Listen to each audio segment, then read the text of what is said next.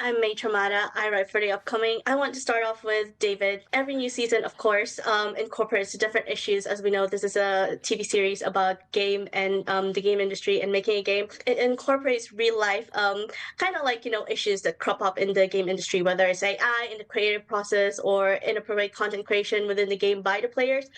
When writing from season to season, do you and the rest of the team ever have a list of topics you'd like to cover? A lot of lists we start out with. A lot of good intentions, that fall flat.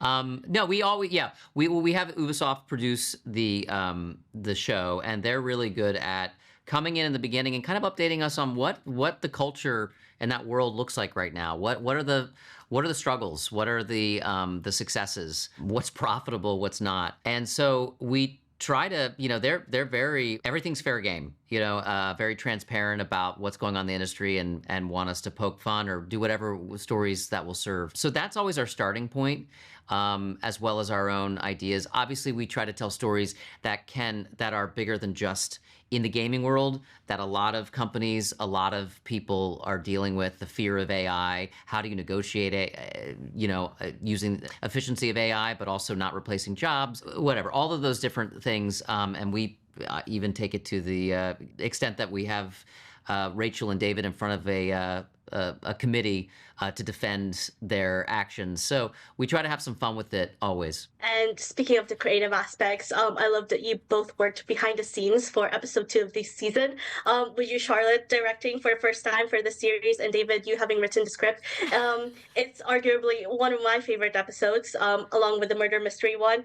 So sort of a Voltron situation. It's a Voltron situation. Get the best and the brightest together and see what they come up with. Yeah, they go ahead. The MVPs, and we made something special. Just gonna ask how that creative collaboration process was like, and if Charlotte, did David give any useful tips while you were going through that? Because I know you directed as well on another episode earlier on the series. I told her not to look at me. Yeah, he was terrible to work with. No. We actually had to have someone run between us to give the notes. This is a split screen right here. We're not in the same room.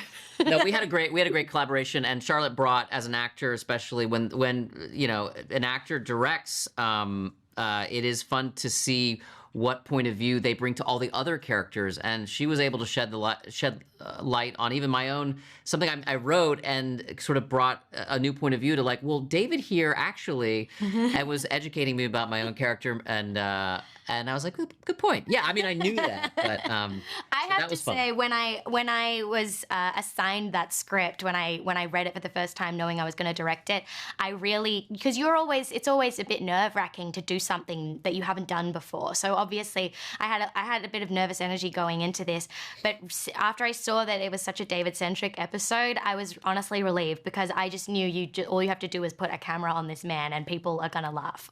That sounded like an insult.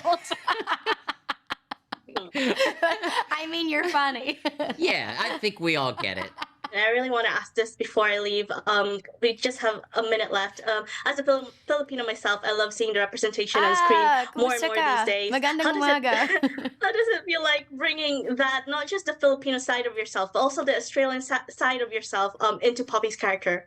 I never thought I would be this lucky to get to portray my actual identity. Like, I feel like I've played so many different ethnicities, and often, like, when I, especially like being Australian Filipino, I think people don't realize that there's such a huge Filipino community in Australia. We're like the 5th largest migrant group in Australia. So getting to play Poppy as being a Filipino Australian was really special to me. And the episode that we did in season 3, where we get to see Poppy growing up, was not only an incredible thing for me to get to see for the character. I've spoken to Filipino Australians, like, people have stopped, I don't know if I've told you this, but people have literally stopped me on the street in Australia to say, oh my God, I never thought I would see, like, Tagalog and an Australian accent, and like what my Australian childhood looked like as a Filipino Australian on screen. And so, yeah, it's something I'm really, really proud of. Well, and also, your sister. You should talk about. Yeah, and this season,